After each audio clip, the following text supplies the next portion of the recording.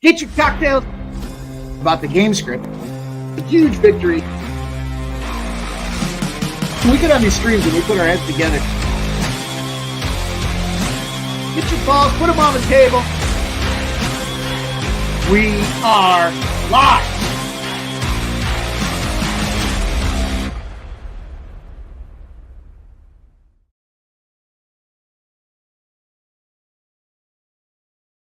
What up? What up? We're live. You are here. It's Last Call Pub Sports Radio, and it's the last call of the week, but it's going to be spectacular. I can already tell you, looking at the NHL card, looking at this NBA card, college basketball spots as well, you have found the right spot to enjoy this Wednesday evening. We've got a ton of content lined up for you guys tonight here, a ton of hockey spots, a ton of NBA spots. You know who's coming on tonight. This guy busted the cover off the ball. He put it all over the bookie's face. LJ from H-Town is going to be coming back tonight. Gave me the call, said, let's go. I said, let's go, baby. It's LJ from the H. That's who it is. And anytime he wants to come on the show, he's gotten himself an open invitation. Spectacular debut from our guy on Friday. Almost a 12-unit day. Just cooking, man, cooking. And that's what we're trying to do here is give you guys them looks to cook the books. Shout out to our guy T back there on the ones and twos, holding it down, keeping it tight and right for everybody to see what's going on with the card tonight. And this is not a show to be late for. You know, the last time we broke down the NBA card, we went through the entire damn thing and it ran long. So we want to make sure to give you guys those looks. We want to make sure to talk about the spots that we like, some same game parlays, some fun as well. I'm going to wedge that college basketball in there early because I've got 3 plays I want you guys to be aware of. I might have a 4th. I'm going to take a peek at the line as we get moving. So that being said here, you know, we will start with a recap. As I said before, we'll go recap, we'll go NHL, we'll go college basketball, and then we'll get into the association because it's a big night, man. They put everything on the table in the NHL and the NBA tonight. Everybody's going for the most part, and that should be a lot of fun. So lots of opportunities. When we have a big card like this, we have an opportunity to really kind of pick our spots, pick and choose our battles, and I'm excited to get into it with you guys. So, you know, let's talk about this here. You know, yesterday, kind of a middling day again. You know, we're just kind of hanging in there looking to win the battle and the war. We ended off a 5-7 day. We're still up almost 20 units. 19.84 units for the show. But we're trying to get it back tonight here. You know, shame. Got real too cute with that college football spot there. Bowling Green got the job done. Eastern Michigan got the job done, but the teaser fell just short. So that kind of kicked off our, our football spot with a loss. The Auburn game did go under, but UMBC, you know, they were getting beat down. They were losing by like 35 points at one point. I thought, hey, this game's toast. And then they came back, and I think they only lost the game by 24, but they might as well have lost by 100 because it's an L for us. Oral Bob -10. Shout out to you guys in the chat that were saying that Oral Bob is not a bet on team. And you're right. They just looked miserable. They ended up losing. I believe it was an outright loss.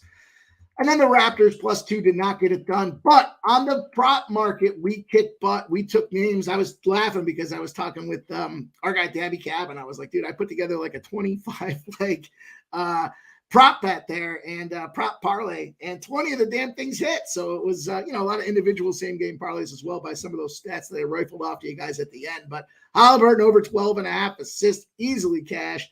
Over 3.5 threes. I think the man had 8 or 9. So that was an easy casher as well. Those are both plus money spots. So that was really nice to see. The Sixers took an L outright there and did not cover that under for us. But we did get the Harris over 1.5 threes. We had the Mobley over 9.5 rebounds. Lakers game, they tried to push that pace for us and get us on that total, but unfortunately, there was no reciprocation from the Utah Jazz. That was an L on that total. And the Clarkson over 2.5 threes. I had 0. I mean, that's just it was a great spot for him to end up with a 0. I can't believe it. But, we'll look at this here as far as the other plays that we talked about. The LA Lakers first half -3.5 got there. Marketing over 23.5 points. I think he ended up with like 10 or 11. So he did not get there. DeAndre Ayton's double-double did not happen. Boy, that Indy game, the over 252 was cruising. I knew we wanted to be involved in that game. I just wasn't sure how to get there. And I think they scored like almost 300 points. I want to say It's only the second time in NBA history that a game outside of an all-star game had 300 points scored. So those boys were cooking. They were putting that ball in the basket with ease and running up and down the court. So we'll see how that affects the NBA tonight, because I know our guys going to have some looks in those spots. Tennessee +4 was a push. They did not get the game winner outright, but then Bowling Green came through and got it done for us as well. So look, we're flying. We're trying to get it done here. We're trying to have a big night tonight to lift us up. Just because it's the last call of the week doesn't mean it's the last opportunity to catch those plays. We will be firing. We've got Jimmy the Bag and company tomorrow banging down the NFL card. I want to say it's a 12-hour stream for our guy, Jimmy the Bag. And no, it's not horse racing. It's the NFL. We know that man has been kicking straight butt when it comes to these live NFL streams. So make sure you jump on early with our guy. And anytime you have a free chance to get in there and see what he's got cooking for us, live betting extraordinaire. Those guys are just kicking ass right now. So we want to keep that rolling. And then Friday, I'll be back 3 p.m. on Friday. Going to host the first, what do they call that? The Black Friday special. I saw Amazon had to pay $100 million to get a Black Friday game out there. And they're trying to do it, not just for the NFL, but looks like there's a little trickery around trying to rob the brick and mortar of some business so that they can just pump and promote Amazon, which is fine because that gives us afternoon NFL, a ton of college football this weekend. I know the boys will be kicking around on Saturday with another live college football stream. So we got action flying. We got Sunday games, Sunday night live, and then Monday as well. So it's a great time to be a sports fan. It's a great time to be dialed into Pub Sports Radio. And if you haven't done so already, subscribe, become a member. I see a ton of you guys and gals in the green, and it means a ton to all of us here at Pub Sports Radio. $4.99 a month, really pennies a day, and it helps us give you guys this content and other things that we've got kind of cooking in the pipeline. So excited to be a part of this growth segment that is Pub Sports Radio. We got the best cappers in the business. We're putting our cash on the line. I had the opportunity to jump on and kind of look at some other things going on today, and you got guys just throwing darts at the wall. They don't even know what's going on with these games. And, we're putting our focus in. We're definitely giving you guys the plays that we have. We're talking about them in and out. And Preston, how could I forget? My goodness, thanks for reminding me. Poker tournament, Pub Sports Poker Tournament, Friday at 8 p.m. That should be a ton of fun too. And, I know the folks at Bet Online have ponied up some tickets for their upcoming plays there.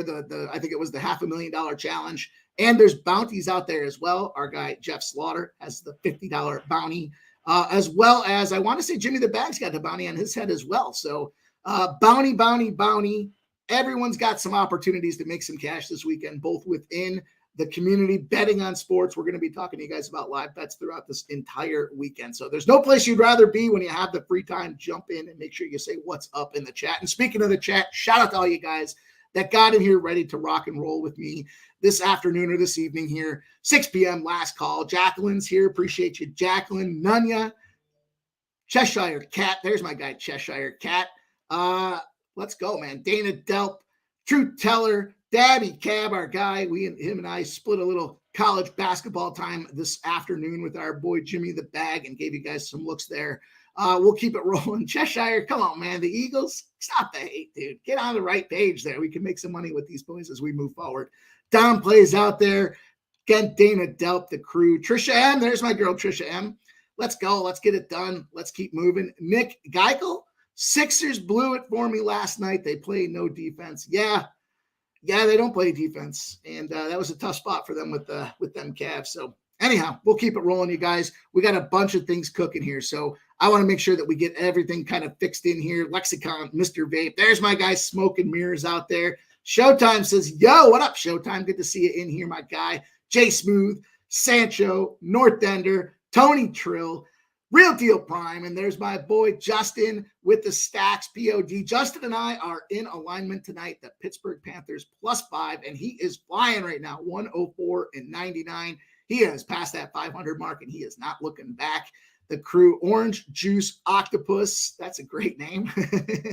Yesher Gaming, Jags 87, and my boy Wine Time Sports out there kicking butt in college football and really all sports, but he really stepped into college football this year and has been an asset to a number of the live streams. So appreciate everybody getting here. Let's get ready to roll. Let's get this thing going. Big O, there's our guy 66 Slammy. USMC Devil Dog, what's up, man? I know that guy is busting it up when it comes to them horse races out there. T-Mac, the Blood Man, the crew is here. You guys look ready to go. Kelly V, Friday, NHL, all day Friday too. It's going to be a great weekend to be involved in sports, but we got a great day ahead of us tonight. So let's dig into this thing without further ado. I want to make sure that we get that time for our boy LJ to come in there and drop the goods for us. And just a ton of spots tonight. Again, it was just a loaded out. I want to say it was a 12-spot NHL card. I want to say it's a 14-spot NBA card. It felt like it was 100 as I was starting to break these things down. So should be a lot of opportunity for us to get into the cash. Dana Tubb says, is there a link for the poker tournament? You know what? We'll look into that, Dana. I know on if you go into Bet Online and you search in the tournament rooms for Pub Sports Radio, it will pop up, but we can see about getting a link out there as well. And if we don't have it in time for the show tonight, then we'll make sure to get it out there so that you guys have access to it. We want you guys to get in there and register. The more folks that register, the more opportunities we have for bigger prizes, more one-off tournaments that are Pub Sports exclusives, and a chance for all of us to hang out and have a little bit of different fun. Maybe we got the sports on in the background, but we're have the cards flying around the front as well. So let's jump right into this card extraordinaire tonight. Now, I did not get into every NHL game, so just forewarning, you guys know the deal here. It's an opportunity for me to talk to you guys about splits, line movements, some injury factors that go into this thing. We'll talk about the goaltenders as well, but my card starts off tonight with the Sabres Capitals game. I did not get involved with the Blackhawks and the Blue Jackets.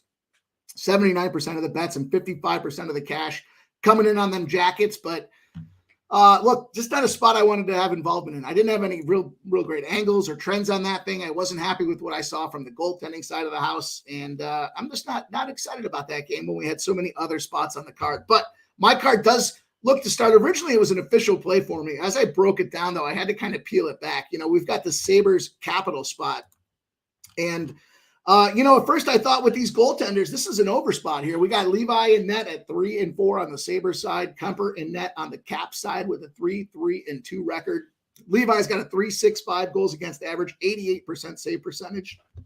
And really, it was a lot of high expectations for that man, but he took that early injury. They kind of run that three-headed monster in goal for Buffalo Sabres. And on the other side of things with Kemper at 307 goals against average, 89.2% save percentage, it just felt to me like, man, there's got to be some goals in this game. The Caps, this is Kemper's fourth start, but he's allowed 3 or more goals in 5 of his last 7 starts overall. Hasn't started going back to November 8th. So definitely some rust factors to contend with for Kemper out there. Is he going to become ready to go right off the hop? I'm not entirely sure, but the list of injuries and scratches for this game made me kind of peel it back as we've got closer to the end of the start of the show, I should say. We saw Tage Thompson.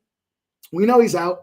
He's got that upper body injury. They're saying it's not going to be months, but it doesn't sound like he's coming back anytime soon. So then if you look at the other side of things, Washington, they're going to play without Nicholas Backstrom, Evgeny Kuznetsov, Max Pacioretty, just some big factors out there. Key forwards on the Sabres as well. Jack Quinn's dealing with the Achilles. So just a lot of guys that are out of this lineup to really make it explosive. And although the goaltending stinks, it's probably a good spot for both these goaltenders to get a start, relieve the go-to guys, and just hope for the best. Because what I did look at here is we talk about these teams, right? We talked about the St. Louis Blues factor. We know when you're home as a dog with the Blues coming into town, you fade away on that team. Also, to be noted, when you've played the Capitals, the Blue Jackets, or the Canadiens in your previous game, your next game goes over, and it's gone over 13 out of 14 times. So when you play the Caps, the Blue Jackets, or the Habs, 13-1 to the over. I was looking at this over, but there's just too many injuries for me. 45% of the bets and 73% of the cash on this under at 6.5. I might end up taking a flyer on the over anyways with the 6 and then thinking about the push, but I just don't know where the goaltending is going to, or where the goals are going to come from in this game. So it was definitely a tricky spot for me, and just something I ended up just peeling back on. I just wasn't as confident to give you guys the spot as an official play. It wasn't something I wanted to get involved with here. So guys, do me the favor too. I didn't say this on the hop, but hit that like button for us. Means a ton. We got 100+ out here watching this thing.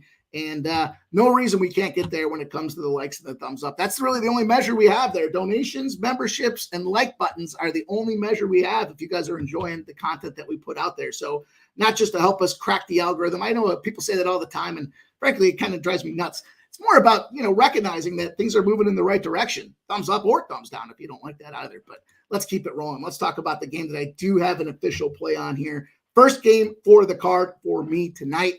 I'm looking at these Boston Bruins. We've got the Bruins with damn right Linus Ullmark at 6-1-1 in goal. On the other side of things, SpongeBob Bobrovsky at 9-4-1. And kind of a story of, the rematch from the playoffs of last year, right? We know that Boston was the President's Cup winner and Florida came out there in the first round and knocked them out. That happens to a lot of President's Cup winners. So we'll keep our eyes on that this season as well. The team that gets the most points in the NHL ends up having an early departure in the NHL playoffs. But Ullmark's got a 2.23 goals against average with a 92.8 save percentage. And Bobrovsky on the other side, 2.66 goals against average with a 90.5% save percentage. So, these guys are right there in terms of kind of quality goaltending as far as the numbers. It looks like the edge definitely goes to Ullmark. Big number I wanted to share with you guys. I can't believe this one, but for whatever reason, when Boston's on their last game before they have a back-to-back with no rest, they're 40-10 outright, and they're winning by 1.6 goals a game. So when they're going out there and they've got that back-to-back with no rest, that game before, they're playoff ready. It's almost like they've looked at it in practice and said, look, we're not going to have a ton of time to practice. Let's maximize the practice we have. Let's go put it in show, and then we'll go on the road and we'll deal with those back-to-back spots out there. So also, I looked at Boston. When they're off a game where they had 8 or more power play saves, the favorite wins 22 out of 31 times. So it's a 22-9 spot. When you're on a situation where you just had 8 or more power play saves, 22-9 spot. But, the deal is the rematch here. And, SpongeBob played spectacular in the playoffs to knock Boston out of there. And I was okay with that. No disrespect to our guy, Nasty Nate, but I was okay with the Bruins kind of getting shut down out there. But SpongeBob very much did shut him down. 6-1 in his last 7 games right now in the NHL as well. He's made 167 out of 184 saves. So he's playing well. He's playing on the uptick for sure right now. That being said, though, the last game that he played against the Bruins this season, he did let in 3 goals on 26 shots. It was an overtime loss for him. So I kind of looked at this thing and thought, what do we have here from a motivation team? Boston coming off that shit loss they had the other day for us. I don't think it's a good Florida spot. Couple that with that, the opportunities I was telling you about with Boston before they go on the road, 40-10, or before they start their back-to-backs. Also, road favorites when they got both teams at 40% or higher win percentage. This one goes back a number of years in the NHL. You've got road favorites, both teams 40% or higher win percentage, 2,250 wins, 1,481 losses, almost 1,000 more wins under that storied sample over a number of years in the NHL. So again, it just supports the road favorite when they're marking them down as a road favorite. Minus 110 is a road favorite. And I think that's very much a viable opportunity tonight. So minus 108 is the number that I see out there. Tons of cash coming in on Boston. And I think that's the right side for us to get to tonight. Worth noting, there's 2 other games that fall under that road favorites, 40% or higher spots. The New Jersey Devils and the Winnipeg Jets are the other 2 teams of that 3-team trifecta there that falls under that criteria tonight. So got a couple of looks on those spots here, but as far as, anybody that's looking for potential parlay options and things like that, keep that in mind. New Jersey, Winnipeg, and Boston. Road favorites, both teams, 40% or greater win percentage on the season. Huge numbers, 1,000 games in favor of the road favorite. So let's keep it moving. Third game we're going to talk about here tonight. We're going to look at this Winnipeg Jet spot.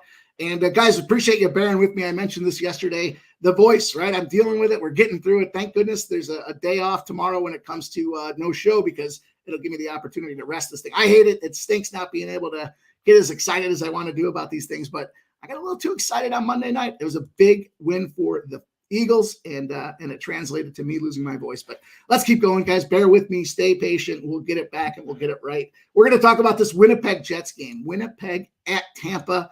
Game number 2 official play for me on the card. We've got Connor Hellebuck in that 8-4-1 against Johansson on the Tampa Bay side at 8-4-4. Hellebuck sports a 2.91 goals against average, 89.7 save percentage. And then on the flip side of things, you got Johansson with the 3.44 goals against average, 89.4 save percentage. Now, with this game here, the way I kind of looked at this thing was this is straight goaltending play for me. Right now, one of the hottest teams in the NHL is the Winnipeg Jets. They've got 5 or more goals in 5 of their last 7 games. Tampa's allowed 4 or more goals in 6 straight games. Somehow they won 3 of those games, including one the other night there. But to me, it just felt like, look, Johansson's awful. I talked about this before. He started out, he got the spot when Vasilevsky went down, and he had a couple of good games. Usually when the star goes out, the first game or 2 guys can step up.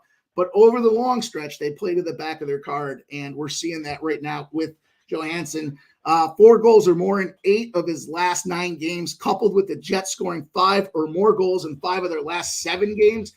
I don't think this is a good spot at all for Tampa Bay, and it's a low number for me.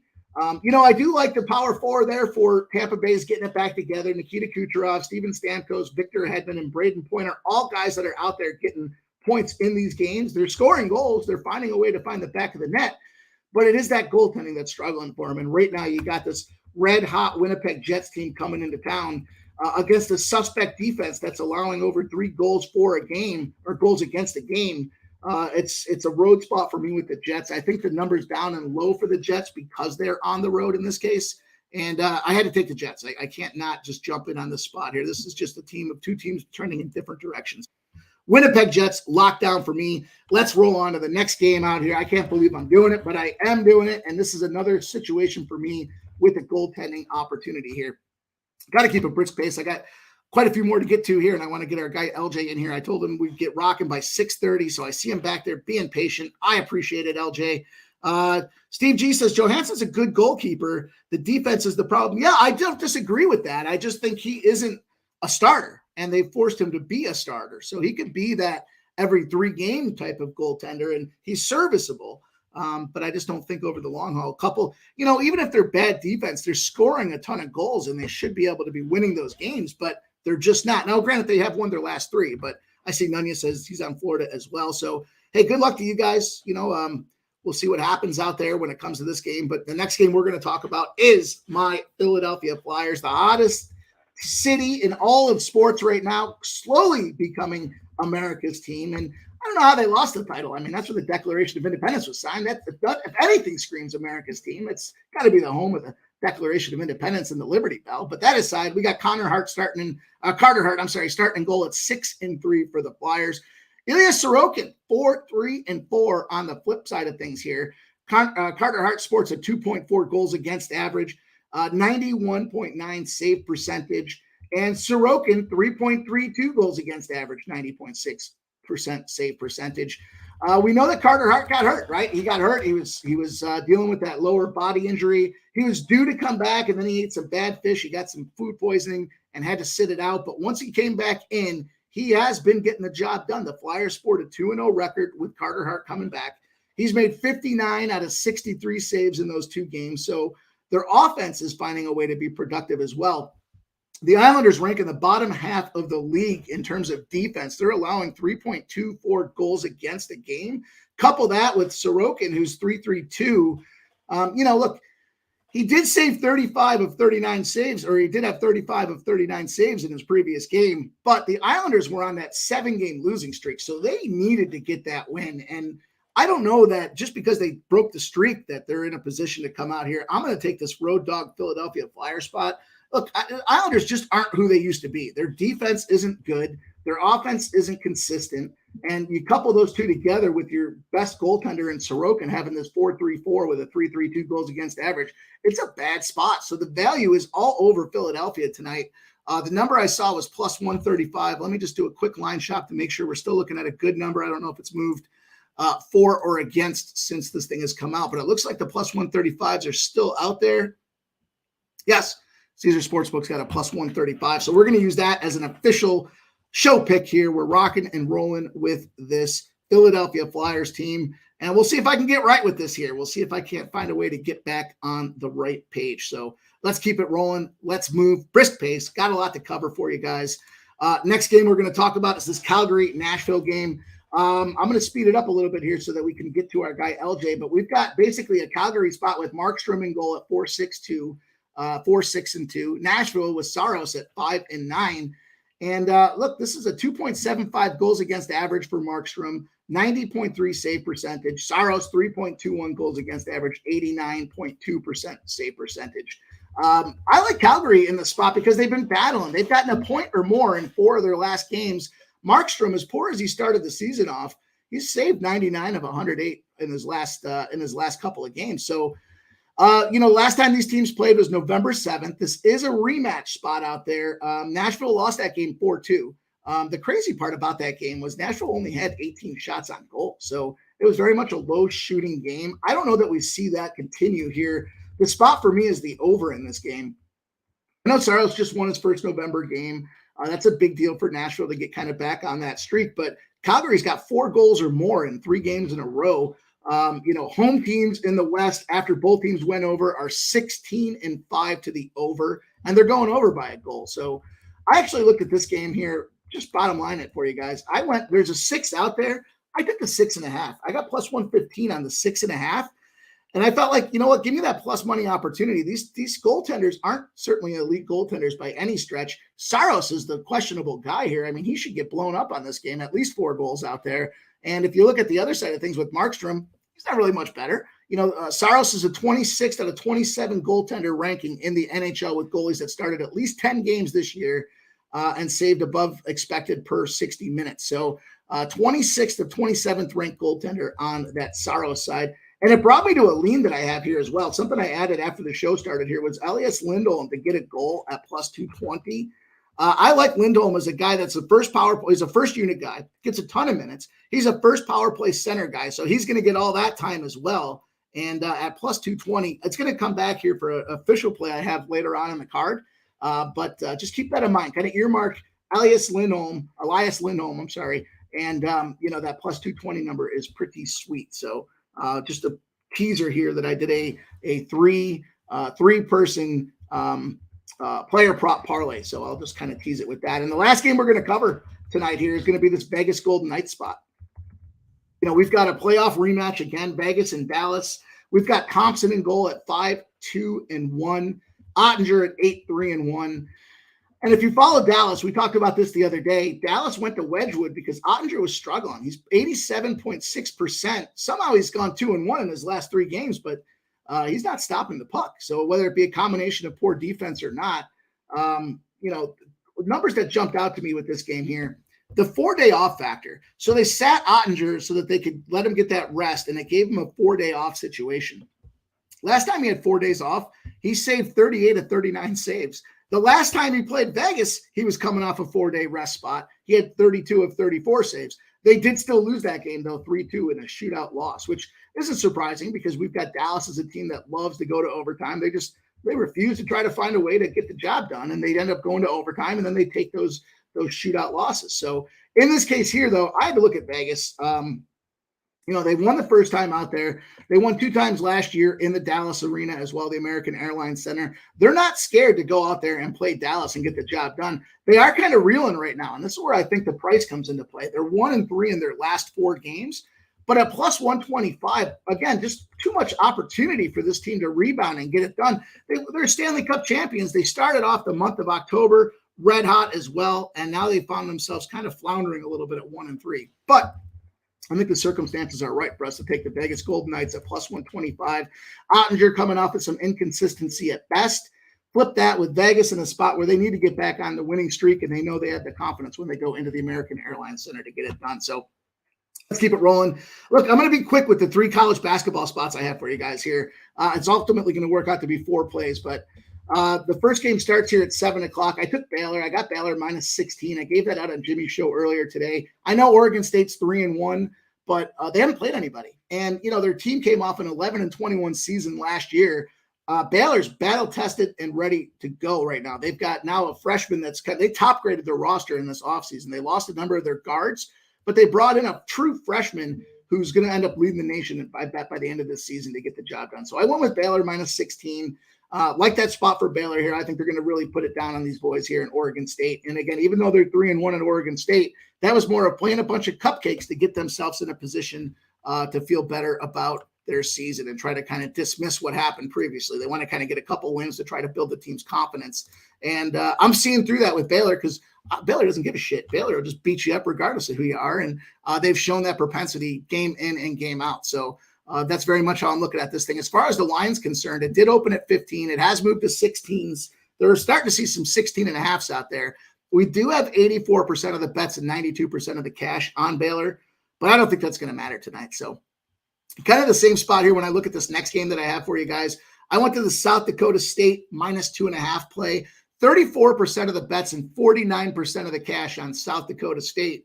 But they opened up as a dog, and now they're a 2.5-point favorite. And I think that's right, because if you look at Southern Miss, South Dakota State 1-3 on the season, but they've played some teams out there. I talked about the common opponent matchup for this game, and I said, common opponent, if you look at this Akron game, they both played Akron within a couple of days of each other about a week and a half ago. And, the bookmakers gave Southern Miss a +8 spot for that Akron game. They gave South Dakota State a -1.5 spot. So both teams ended up losing. The difference was Southern Miss got beat down and South Dakota State ended up losing outright, but only by a couple of points. So to me, when I looked at that and I saw those lines, I see the movement with this number, all that cash coming in, public betting on Southern Miss has turned them into a home dog. And I just think the bookmakers are telling us something here. When you look at that common opponent, it's not like it was a common opponent 3 months ago. It was a common opponent about a week and a half ago. So, around 10 days back, we had a South Dakota State team clearly showing that they should beat up on Akron. And Akron's been struggling too. Akron's no prize by any stretch. The last couple of games has been a woe is me spot for Akron. But, regardless of that, with them Zips, the books are saying South Dakota State's the better team here. I agree with them. I don't care if it is in Southern Miss. And it is one of those situations with this playoff spot where they do have a true home field or home court advantage because they are playing in Southern Miss. But I don't care. I still want South Dakota State Jackrabbits. They've been profitable for me the last couple of seasons, and I think we get it back again tonight.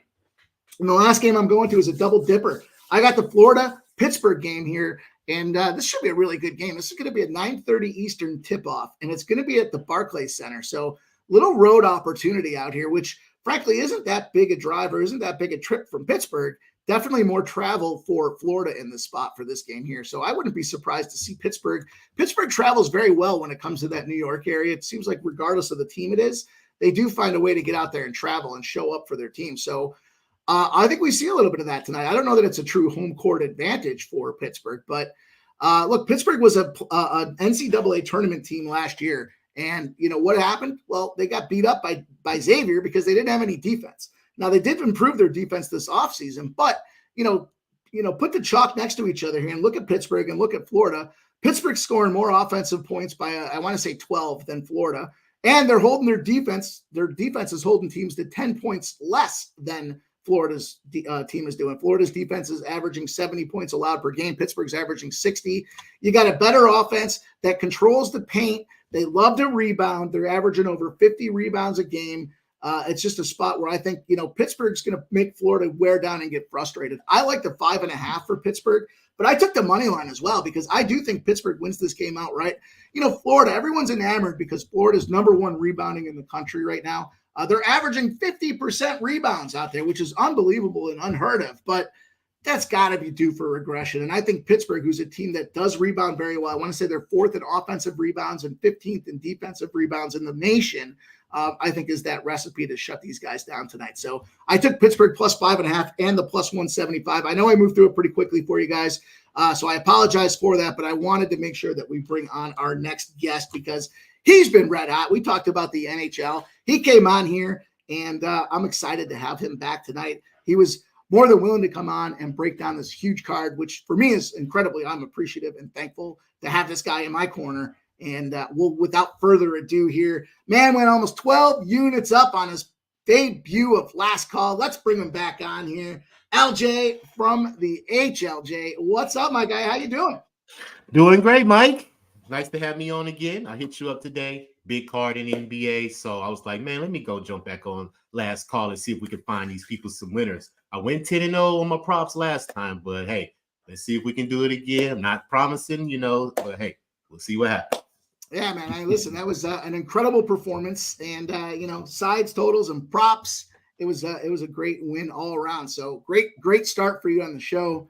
And no pressure to get it done. We know these things kind of go like a pendulum, both sides of the house here. But again, I was appreciative when you said, hey, it's a big card. You want to get together and break it down? I said, absolutely here, especially with the voice after my Monday experience. Anytime I can turn the card over to a guy that knows what's going on, then I am more than happy to get in there with you. I got a couple plays myself, but I'll just kind of tee it up and then we'll talk about the splits, turn it over to you to kind of share what your thoughts are on the game itself.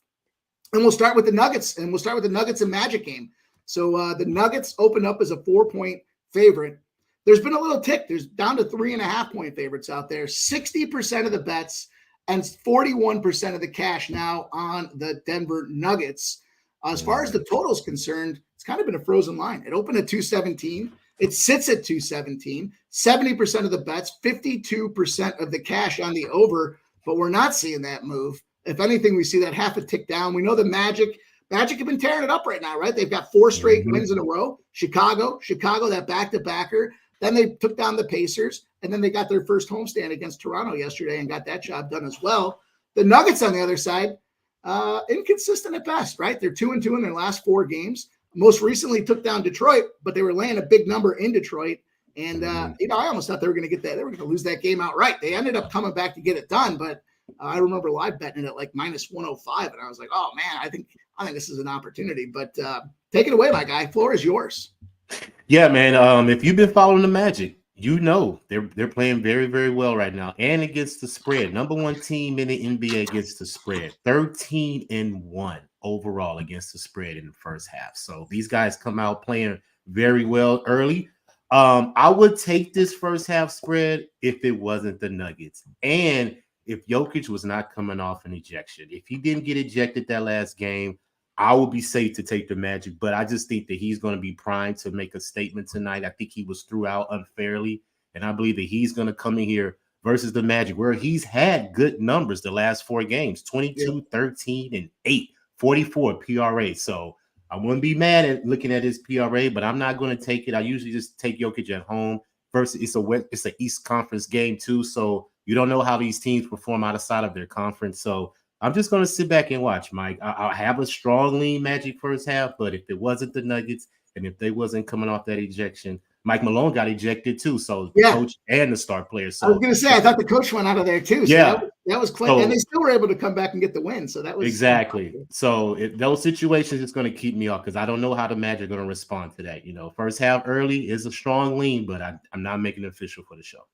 Gotcha. Well, I did lean to Aaron Gordon to get a double-double. Hear me out with this thing here, right? So he's going to be the second leg of the parlay. I told you guys Lindholm, anytime goal scorer. I'm parlaying it with the Gordon double-double. He's got, over 10 points in all but 1 game this month of November, and he was on a low minutes restriction that game. He only played 18 minutes that game. So I could dismiss the fact that he's gotten at least that leg of the double in points every game this month. He's got 3 double-doubles this season. And the number that jumped out to me was a Denver Nuggets player's got a double-double in every game this season. So I know a lot of that comes down to Joker and what he's been doing out there. But I thought, boy, for risk reward here at a plus 400 spot for Aaron Gordon to get a double-double, if I was going to take a shot at anybody, give me that risk reward opportunity. He's the second leg of the parlay for me. So it's nothing that I really dumped the bus on here. It's a quarter unit leg. It's a quarter unit parlay for me because it pays out at almost 30-1. So just something I wanted to sprinkle around to have a little fun. I was inspired after last night's props and then your prop performance to see, hey, we're finding some cash in those hills there. So let's run it back. And he's playing his old team. Yeah, that's right. Orlando. So that's actually a common theme when we go through these games. I'll let you know.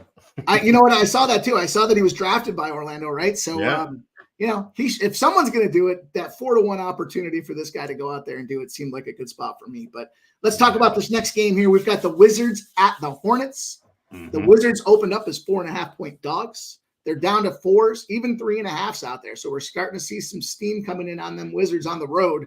And we opened up with 42% of the bets and 72% of the cash on the Wizards. So we're seeing that the cash is coming in. The sharper money looks to be coming in, or at least the bigger money. And the line's moving accordingly. As far as the total, it opened at 240.5. It's sitting at 241.5 right now with 83% of the bets and 88% of the cash sitting on that over. We know that the Wizards certainly are a team that's kind of struggled to say the least. They do have a couple overs in their last 3 games, but they've lost to Milwaukee. They lost to the Knicks. They lost to Dallas. They lost to Toronto. They lost. They're just not a good team right now. On the flip side of things, the Hornets aren't doing much better. They did have a big win against Boston, but they're kind of coming off a big homestand there where they had the Knicks at home. They lost. They had the Bucks at home. They lost. They had Miami at home. Either one of these teams is really much to talk about. But that being said, there might be an opportunity for us to get to the window. Yes, it may be. And I wouldn't be mad at the Hornets. They're at home. They score a lot. They're number 1 in points in the paint. So they can score some points. And the Wizards give up points. So I believe the Wizards are going to struggle to score against this team. The Wizards, man, they're horrible, man. 1-6 on the road versus the East. 3-8 against the spread in the first half, their last 11. Hornets, they're not too shabby as well. They're 2-11 against the spread in the first half, their last 13. So both these teams are trending, downwards in the NBA. So I'm not going to make a play. I would lean LaMelo Ball's PRA 44.5. He's had 30+ 5 out of his last 7 games. He's averaging a 46 PRA his last 2 weeks, and his assists is a good number too, at over 8.5 assists. I will look at that as well because Washington gives up the most assists to the point guard position. They've given up Schroeder 6, Luka 10. Lillard just had 7 on him the other day. Giannis even had 8. So they give up a lot of assists. So if LaMelo Ball is going to be controlling the team, getting inside the paint, making plays, he's probably going to have some good numbers tonight. So I would lean towards his props. But as far as the game, I'm just going to stay off. Both teams, struggle, and they're both on losing streaks right now. So I got more action going on later. Yeah, I was kind of looking at that one too. Like, there's a number I saw for the total. I was going to go official, and then I said, you know what? The number is just so high for me with this total, with the over. Going back to this, it's this season, right? This season, home favorites when they've got a total that's greater than 230 when they're playing a conference team, and they were home previously. They're 8-4 to the over, and it's going over by almost 12.5 points. But the average they're ending up on is 238.5. So ultimately, what pushed me away from that total was thinking, well, these two teams aren't really great. Couple that with the fact that, we got an 8-4 over trend, but the average number they're finishing at is less than the number this game's opening at. So exactly, I just didn't want to get there. At the end of the day, I thought there were other spots to get our money involved with here. So next game up, if it's good with you, we'll keep it rolling. The Nets and the Hawks. So we got the Nets open up as 4.5-point dogs. They're down to 3.5 points right now. 71% of the bets and 86% of the cash sitting on them Brooklyn Nets. And we see the lines move down a point. So 229.5 is where the total popped off at. And it's sitting at 236.5. There's even 237.5 on there as far as the total, with 63% of the bets and 65% of the cash on the over. For me, I'll just throw my play out there. I did lock down an official play. It's the Nets plus 3.5. That's the number that's currently out there. I don't want to dissuade you one way or the other. I got it at minus 108, but what are your thoughts? Hey, I like it. 9-3-1 against the spread. The Nets are this year, and they're on a rest. They haven't played since Sunday. The Hawks, they're horrible, man. 1-6 in the first quarter point margin at home. 1-5 against the spread in the first quarter. Last 6 games versus the East at home. 1-6 against the spread, full game at home on the season. So they play horrible in this spot. And I do like your over because 12 out of the last 13 games, Atlanta at home has gone over. So the Nets are going to come out and play tonight. I do believe coming off a 22-point loss versus Philly, I think they're going to want to get that bad taste out of their mouth. And I think the Hawks are prime enough for them to take advantage of the guards. I think Dejounte Murray is a game-time decision. I do believe, if I saw that like maybe 30 minutes ago. So usually if you're coming off a back-to-back and you hurt, you usually don't play that game. So I think Dejounte Murray may be out of that lineup, which gives the Nets the advantage in the backcourt with just Trae Young, defending Trae Young. So yeah, I like your plus 2.5 with the Nets, man. I'm not betting, but I like it for sure. The Nets should take care of business tonight, coming off a 22-point loss versus Philly. Yeah, I was just looking to see about this injury report. The only thing I see that recently changed here is Zach LaVine. Okay. What did they say he's doing here? He's downgraded to out for Wednesday, so there's going to be no LaVine. But that might be more of a factor around trades than it is around actual load management or anything like that. So yeah, the Nets getting 3.5 now, JPZ. I'm locking it in. 3.5 is going to be the official number we'll use. Current number out there. We win or we lose by the books of this last call. But I think, LJ just broke it down great for us and said why it makes sense for a good look here. And we're getting them points on it. So give us that spot. Let's move on to the next game. You guys will see the right-hand side. we're going to go bust through this card for you guys. We might not have a ton of detail on some of the games that we're not involved with, but we at least wanted to give you guys a look because we know you love the association. It's a huge card tonight. And even though we're not getting to the window on something, doesn't mean you might not either. So that being said, Raptors and the Pacers, next game up that we're going to talk about here. We had the line open at +3 for the Raptors, and it's now sitting. It's funny because there's 2.5s out there, but there's also 3.5s out there. So depending on where you want to play this game, you may have that opportunity to get around that 3. 41% of the bets and 78% of the cash on the Raptors. And then as far as the total, it opened at 236.5, but now we're seeing 241s and even some 242s. We do have 95% of the bets and 98% of the cash on that over. And I think that just has to be correct me if I'm wrong, LJ, but the Pacers team doesn't know they can't spell under, if I'm not mistaken here. I mean, they don't play unders, they don't play shit for defense. What are your thoughts? Not at all. I agree. 10-0 to the over in their last 10 games, man. That's what they do. They score points. No matter what the other team is doing, they're going to continue to try to score points. Now, the Raptors are coming off a loss on a back-to-back. That gives me pause because they may want to come in and try to play some defense and try to defend Indiana, who's coming off that high last night. You know what I'm saying? So Both teams coming off a second level back-to-back. I couldn't get to the window, Mike. I lean over. Everybody knows that, Pacers, but I just couldn't get to the window. This feels like, to me, it feels a lot like the primetime unders in the NFL. Like everybody knows it, and we're just waiting for the regression to happen here, but it hasn't. And if you've been cashing along with it, you got to ride it, right? I mean, if you've been taking the overs with the Pacers, there's no reason to stop now. The numbers are supporting an over. All the cash is coming in on it. The books have moved it almost 5 points from the opening. But I'm to quote our guy Jose Bouquet, I've got a little trepidation around getting in there and taking it over because I haven't been cashing on it. I got a couple spots, but I was kind of in and out with it. So ultimately it was just a pass game for me, but some interesting numbers out there. So we will roll on. We will roll on to this Heat and Cavs game, which I think is an interesting spot here. We got this line open at -1. The Heat were a road favorite. They opened as a -1. Now +1s. There's +1.5s out there. 49% of the bets and 41% of the cash on the Heat. So again, we're seeing some of the sharper money. 51% of the bets, but 59% of the cash on that Cavaliers side of things here. And as far as the total, it opened at 215.5. Now we're seeing 211.5s and even 210.5s out there. We have 52% of the bets and 76% of the cash pushing that under. And I locked in at 2.5, but it's certainly regressed a little bit from that 2.5 now. Looks like the best number I'll be able to get is a +1.5 out there. So, and it does look like now the line's starting to move even more, that now there's pick'ems and even Cleveland settling into that -1 spot. LJ, take it away. Yeah, man. I was second leg of a back-to-back for the Cavs coming off an overtime win versus the Sixers, man. I just don't think they're going to have the legs at the end of the game. So I will lean Miami, probably Miami money line, but I'm not going to bet it. But another spot in this game, another revenge game for someone, Matt Strus playing his old team again. So his over 14.5 points is -112. So I stepped on that. I just think that he's going to, they were mad that he left. I heard Jimmy Butler put out some tweets and, some messages about him and Gabe Vincent. He didn't like the fact that they left and didn't, gets talked to him, try to see if they can convince them to stay. But, we're going to go where the money go. Everybody knows that. It's just human nature. If Cleveland's going to pay me more than what Miami can give me, I'm going. That's just, common sense. But other than that, I do believe that he's going to probably be a potent factor in the offense tonight. Garland's been playing well as well.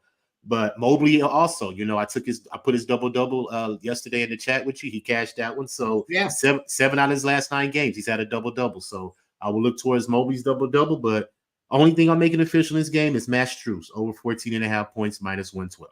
All righty, and that opens the betting window for you here, right? This is the first go-to for our guy coming off that red-hot Friday and giving us a little Maxi Strus look out there. The one spot that I had that kind of made me want to think about this Cavs game here was how do the Heat do in this situation? It's an interesting Heat spot where your team wins against your less than your opponent team wins, as long as it's less than 2, meaning that these two teams are kind of battling around the conference equally, are in a 1-10 spot for the Heat. So I kind of thought, the Cavs are actually playing better without Mitchell. But that overtime does give me a little pause. I think that the Cavs are a better defensive team than the Heat. And I don't know that with this day before Thanksgiving, we see the Heat have too much motivation to get it done. That's the way I got to the window with the Cavs. But Again, it's just kind of maybe recency bias for me. I'll admit it. There's some recency bias that I made some money with the Cavs this past week. So I wanted to make sure that I kind of kept going with that train here. But I like that Strus look a lot. And something I've been piloting here is parlaying a player prop with a money line side. So I may have to go and take a look at what that's going to give us in terms of plus money. Although I did get burned last night. I parlayed Clarkson over 2.5 threes, which was plus money to begin with. It was probably not a good spot in hindsight with the Lakers money line. It was good money, but he just got zero. So the Lakers did their part. He just couldn't get his shot. So anyhow, let's keep going. Let's talk about this next game on the docket. Big NBA slate with our guy LJ from H-Town, breaking it down for us, talking about all kinds of things from the prop market, from the revenge markets, from the something to play for motivation markets here. And we're going to talk about this Bucks Celtics game. Look, this is the third leg of the parlay for me. So I gave you guys the Lindholm anytime goal scorer. I gave you guys the double spot with Gordon for Denver. Giannis over 10.5 rebounds. I'm sorry, actually I got it at 11.5. It's 11.5 at plus money to get that parlay at 29 plus 29.08. So almost 30-1 money on that parlay for you guys. So that being said, though, I don't have a ton on this game. So the Bucks open at plus 3. They've moved to 6.5. There's some sixes out there, but we have 49% of the bets and 71% of the cash on the Celtics. We're seeing that number start to cook, right? We moved 3 points from the original opening number. As far as the total, 233.5, so moved up to 235s and 236s. This is where the split gets a little interesting. We have 70% of the bets on the over, but only 26% of the cash. So some bigger bettors are coming in thinking this game is going to go under. LJ, what are your thoughts? Yeah, I believe it may go under as well. I think both teams are going to want to have a defensive presence in this game. Both of these teams are different from last year. And we've already talked about how the Bucks defense has been lacking since they traded away their defensive guys to get some more offense with Lillard. And I think Boston got better. You know what I'm saying? Getting Holiday, getting Porzingis in that lineup. So definitely like Boston, to take some spots with them this year. I didn't bet them anytime last year because I just felt they depend on the three so much. They still shoot it a lot, but I think Holiday brings much more of a balanced offense to that team. And the reason why I'm going to, speaking of Holiday, another revenge spot, Mike. He played Milwaukee last year. He was with Milwaukee last year. So I believe that he didn't like the fact that he got traded as well. Him and his wife put out some things, in the media saying that they were taken off guard, that he was traded, So I believe he's going to want to make a statement tonight. So we're going to take Holiday's PRA over 26.5 minus 104. He's averaging a 25 PRA on the season. And I just believe that he's going to make some impact tonight, distributing the ball, scoring, defending, doing everything he can for these Boston Celtics to get a win. And I see why the line jumped up, because Tatum was questionable early, but I just saw that he is in the lineup, good to go. So that's why I think that number has been raised. And I think the Celtics probably will take care of business because they're a very strong home team. But I'm just going to stick to the prop, thinking that Holiday is going to show off in front of his ex-team. 26.5 PRA for Jrue Holiday. I love that look. That's that one puts a smile on my face. Just think you're right. I remember hearing about how they were caught off guard and they would put it out there on social media too, which I respect. Like, hey, you know what? It's not all business behind the scenes. If you kind of pull a shitty move, maybe it's time you get outed. And if more people did that, maybe there'd be more honesty and accountability across the professional ranks here. But breaking news for us. Breaking news, LJ. What's Nasty that? Nate, a.k.a. Mr. Trifecta, in the house. And he's got a Celtics trifecta. He says Celtics smash, and he's going to go Celtics second quarter. So every quarter. Nasty Nate, we appreciate you throwing it out there in the chat for us. I'll keep my eyes on that for you tonight. We'll see how you get rocking and rolling, my guy. I hope you get that cash. And it looks like everybody can cash in this game here. We'll get a Holiday PRA spot over. We take the Celtics, the smash spot. It's actually, what is that? It's a quad spot. What's a trifecta for 4? Is it a quadfecta? I guess so. Quadruple factor. Yes, whatever. Shout out to our guy Nasty Nate. Appreciate him being Shout here. out Nate. All right, guys, we're going to move on to this next game here. We're looking at the Bulls versus the Thunder. We just talked about the Levine injury, or the Levine. I don't want to say the word injury, but we'll talk about the Levine sitting situation here. And we got the Bulls and the Thunder. The line opened at 8.5 for the Bulls. It's up to, 6.5 for the Bulls, and it's up to 8s. We have 71% of the bets and 74% of the cash sitting there on that OKC home team, and it's moved about a point. So The total on the other side of things opened at 221.5, and it's kind of sitting there still. There's some 222s out there, but 29% of the bets and 80% of the cash on the under in this game. Big money coming in on that under, and we're not seeing, much movement, if any, out of the books. LJ, what are your thoughts? My thoughts is this is the biggest bet I have of the night, Mike. Lock it in. OKC first quarter -2.5.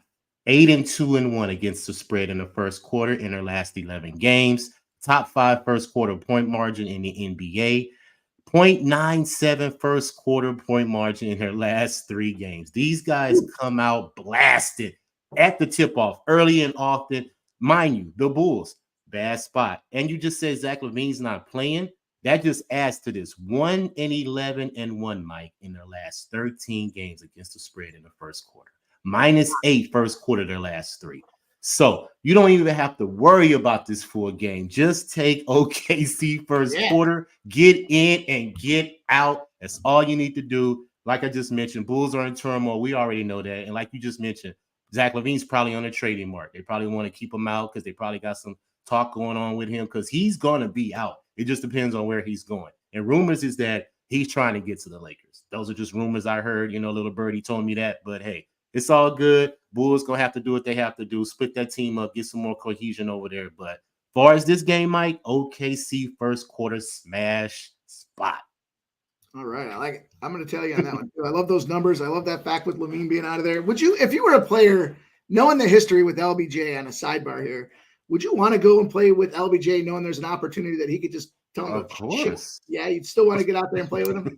Would it be more because you want to say you played with LBJ or more because you think you have a chance to win a championship? Both, because we know LeBron James is an unselfish player. Whoever he plays with, he's trying to get them to contribute. He doesn't want to take all the success. That's why I love LeBron. He helps players get rings. So, yeah, if Zach LaVine can have an opportunity to go play with the best player of all time, in my opinion, hey, go do it.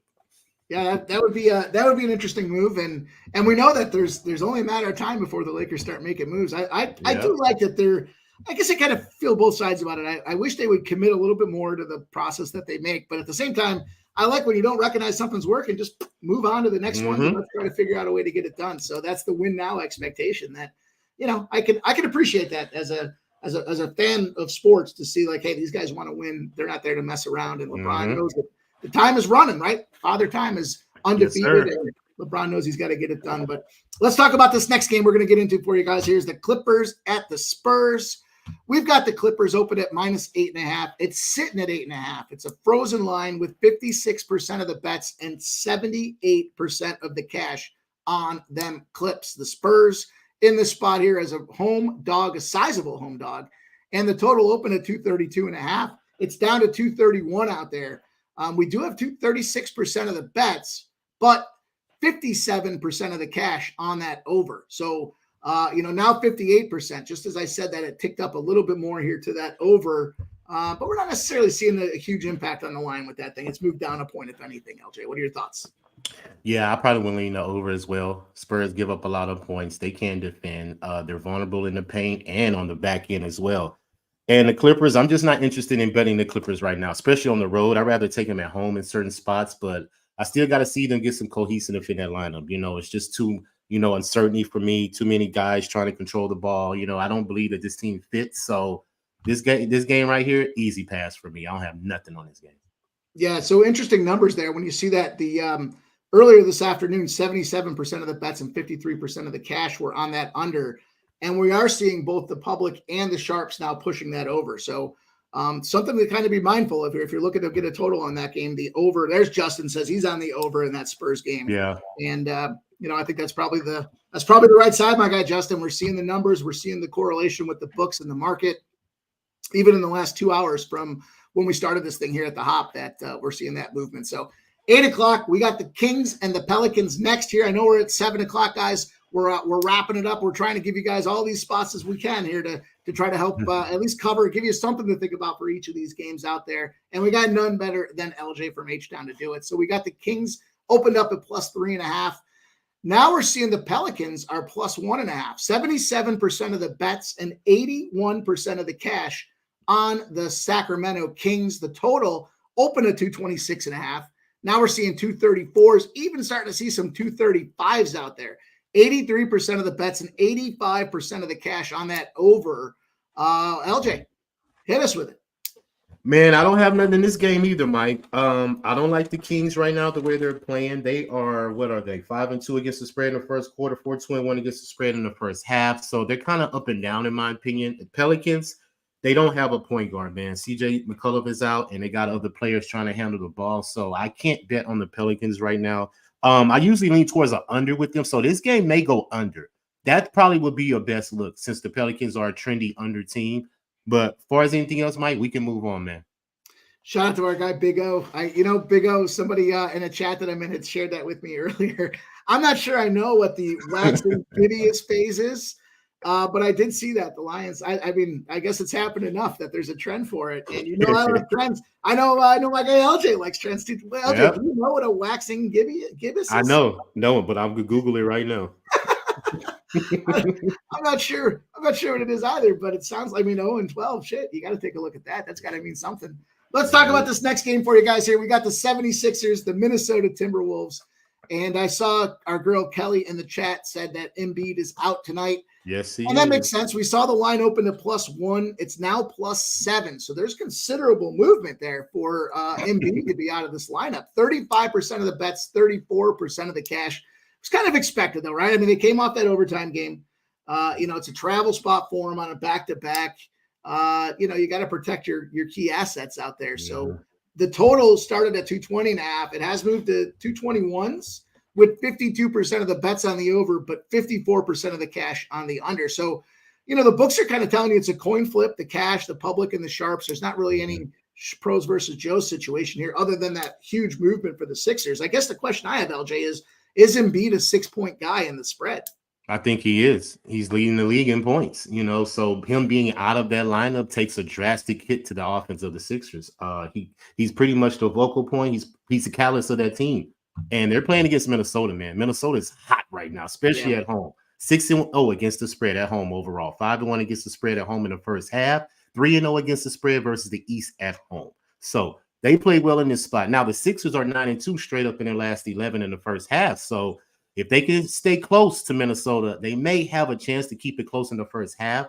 But I just think ultimately Minnesota pulls away in the second half. 76ers on a back-to-back. We already know that. And Minnesota is 28-17 against the spread with the rest advantage since 2021. So I believe they're in a prime spot right now to take care of business. They've been doing it at home all year. I don't see why we fade them anytime soon right now. So I didn't make the play. I took it at 4.5 earlier in the day. That line moved up to 7. I can't endorse the 7 because I took it earlier, but I am on the Timberwolves full game, full disclosure, but nothing official for the show because the line has just jumped too high.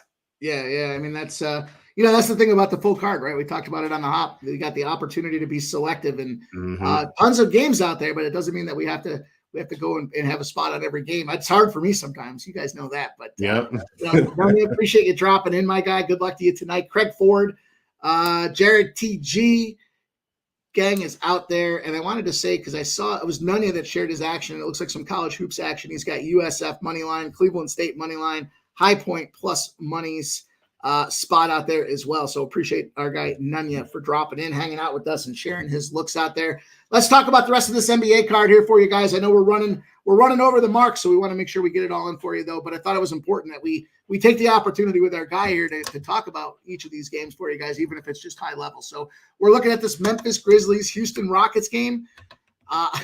Here's a barn burner. The number opened at 4.5. We're seeing 5.5s. And we see 69% of the bets, 63% of the cash on those Houston Rockets, and moving that line a little bit as a home favorite. The number opened at 216.5 as far as the back number. We're seeing 212.5s now. 60% of the bets and 86% of the cash on the under, and it's pushing it down. LJ, what are your thoughts? My thoughts is the trilogy play today, Mike. Rockets first half -2.5, -105. Lock it in. Rockets. I thought you might be there. I know my guy there, and I love it, man. I think that's it. You've been cashing like a machine with those things, and it's a great juice spot, right? -105, low juice. -105, yes, sir. Rockets top 10 in the first half point margin, 0.6 first half point margin at home. They are 7-2 against the spread in the last 9 games in the first half. So they play very well early, and they're back home where they are 6-0 against the spread at home in their last 6 home games. So this is a spot that I think they're going to take advantage of Memphis, who is very vulnerable. No Ja, no Marcus Smart. So that's 2 of your players in the backcourt that you don't have. So I think a lot of things are going to be up flux for Memphis. Minus 14 overall in the first half, last 3 games. Minus 10 point differential in the first half on the road. Now, another revenge spot. We have Dylan Brooks playing his old team. So I'm going to take 2 player props in this game, Mike. I'm going to take Dylan Brooks, PRA, over 17.5, minus 115. Like I said, revenge spot for me. I think he's going to want to prove, against Memphis that he should have been paid, and Sagoon, over 35.5 PRA, minus 115, averaging a 43 PRA in his last 2 games, averaging a 38 PRA the last 2 weeks. This guy has been very productive in his lineup. I've been watching the Rockets, covering them all year so far, and I just love the fact that Udoka has brought a defensive mindset to this team. As y'all know, last year, the Rockets, whoever played them, you could just take their team total over because they were so bad defensively. That has totally changed this year. New attitude, new team, new coaching staff. The Rockets are a team to be reckoned with, in my opinion. Not saying that you're just going to go for a championship, but you're not just going to come in here and bully this team anymore. They are going to be in games. They've been covering the spread. So stick to the first half, though, at home. Rockets, minus 2.5. First half, 105, sir. Lock it in. Love it. I love it. And that Sengun, man, he's been a cash cow like the last season and a half. So, I mean, that's fun when you got a guy like that that's capable, shout out to those guys that do go to a bad spot, right? Those teams and kind of the perception, it takes a winning mindset to go in there and try to transform something and lift the culture. Mm-hmm. So that just looks like they made that game a lot of fun for us here. So you got a little triple spot going on. And I like it. We got that first half, Houston, the Brooks PRA, the Sengun PRA. Let's roll, man. Let's ride. Let's go on to this next game. This is a fun one here. We got this Golden State Warriors and the Phoenix Suns. What a showdown. We got a +2 is where the number opened up. We got 2.5s. 50% of the bets. It's a 50-50 split on the bets, but 42% of the cash on the Warriors, meaning 58% of the cash on the Suns. And we're seeing about a 0.5 point movement. So despite it being almost a coin flip, a considerable 0.5 point kicker there to the Suns. The total opened at 233.5. That's pretty much where it sits. We do see 86% of the bets, but 65% of the cash on the over. And it looks like they're not too concerned. The books don't really care about that over cash. LJ, what do you think? Yeah, I can see a lot of points in this game. And I think that number is right there because I think it's a bucket. A bucket will win this game at the end. Both these teams are trending up, in my opinion. Warriors play very good on the road. Like, it's totally flipped from last year to this year. And Booker, I've been looking at him in the lineup with the Suns too. He's come back in that lineup, and they are a bet on team for me. So I didn't take a side because this is a division game, a lot of bad blood. So I don't know who's going to have the advantage at the end of the game. Suns coming off a back-to-back, they played last night. So I don't know how they're going to respond versus the Warriors, but I am on 2 props in this game, Mike. Let's go with Steph Curry, over 5.5 3-pointers, +108. He's had 6 plus 3-pointers made, 6 out of his 7 road games this year. And I believe that he's going to continue that hot streak. He loves to perform on the road, especially in front of hostile crowds, and this will be a hostile crowd for him. So I believe Steph Curry will perform tonight and get that 6 threes. And I'm on Booker, over 27.5 points, -117. He's had 27 plus points, 10 out of his last 12 home games, averaging 31 points versus the Warriors his last 3 games, had 32 points the last game earlier in the last month versus the Warriors. So I believe Booker will continue to put up points, and I think this is going to be a high-scoring game. Now, side note, another revenge spot, Chris Paul coming back to play the Suns. His assist is at 9.5 +102. Now, I strongly lean toward it, but if he hits that 9, I would be mad and miss it by the hook. Yeah. So I'm just going to stay off. But I wouldn't be mad if y'all took it because he could possibly get a double-double tonight because Draymond Green is still out of that lineup. So he's starting now. He's going to have to produce in that lineup. So if he could get some easy buckets, some open looks, he's going to throw the assists, find some people in proper position. So that double-double for Chris Paul is strongly in play, but the 9.5 assists is an even stronger play, but I had to stay off because I don't want to get hooked by that 9. Yeah, it looks like the I was just thinking when you said that about the Chris Paul factor there with the 9.5. If he's going to get 10, the opportunity to get that 2-1, it's plus 200 spot out there for the double with our guy Chris Paul. You know, it's funny. I was talking earlier this season about the Chris Paul factor. Now it's kind of past the initial litmus test of when that under comes into play, but when those totals were at 231, he was pushing those games under. But this one just has the feeling to me with what you're seeing now with the Suns. They're starting to click. They're starting to get it together. KD's out there banging in them threes as well. Just feels like this is a game that's gonna be fun to watch. It's gonna have a lot of points on the board, and I'm with it. I like that. I like that Curry look as well. I always love rooting for a plus money spot, and Curry getting 6 for us. That looks like a good spot out there too. So good stuff. Let's roll. We got we're down to the wire here. The last game of the night for us, right? Nope, 2 games. I'm sorry. We got the Jazz and the Trailblazers. Utah Jazz opened at -4.5. Now we're seeing -2.5 and -3s out there with 79% of the bets and 67% of the cash on the Utah Jazz. Interesting that we're seeing kind of that reverse movement. So all that cash coming in on the Jazz, and they dropped 2 points out there. It's got to be a dressing factor, right? Someone's got to be sitting in this game. Yeah. The total opened at 226.5, and we're sitting at 228s right now. 46% of the bets, 93% of the cash on that over. And we're seeing about a point to a point and a half of movement out there. LJ, what do you got? I don't have anything, Mike. Both these teams on a back-to-back. 16 out of the 24 games, Portland, he's won at home versus the Jazz. So both these teams are different, in my opinion. They don't have their full rosters, a lot of injuries going on. So completely pass. We don't have to waste any time on this one. Got it. It's funny. You and I are kind of passing on a lot of the same games. So that's it's like, is this where I want to try to invest my time or even look at this thing? Not really, not in this game, but especially after last night's performances. So last game on the card, though, we made it to the last spot here. The Dallas Mavericks, the LA Lakers. And the Mavericks open as a 1.5 point road favorite that's now moved to 2.5. And we're starting to see 3. So we've got 22,000, almost 23,000 tickets, which is a pretty significant sample for being a 10:30 game, to see about a 1.5 movement. 77% of the bets and 84% of the cash on the Mavericks. The total opened at 234.5. It shot up 7 points. It's now 241 with 86% of the bets and 92% of the cash on that over. LJ, take it away. Yeah, man. I think I just want to sit back and watch this game, to be honest with you. I expect Kyrie and Luka to get their points, to perform in front of the stars in front of LA. And I expect LeBron James to answer the call too. They love playing on national TV. It just depends on what Anthony Davis is going to bring to the lineup. If LeBron could trust Anthony Davis to be productive, the Lakers are in a good spot, in my opinion. They like playing Luka. That him and LeBron have a little friendly rivalry going on. So if you just want to just be cute, you could take Luka and LeBron's both PRA. I'm not making it official, but these stars shine in these moments. So I believe both of these players are the best players on each of these teams. Luka and LeBron are going to be going at it. Luka's at 47.5 PRA. LeBron's at 42.5. So I believe that those numbers are right there where those averages are. So if you just want to take those players to get the performance, don't worry about the game. I strongly agree, but I stayed off the side. I just want to sit back and watch. Yeah, I was kind of feeling the same. Like, the only spot the Lakers seem to win is at home. So, yeah, we know they show up. But then knowing that, there's still a dog. I was looking at that first half. I just couldn't pull the trigger. I was looking at the 1.5s, 2s out there earlier today.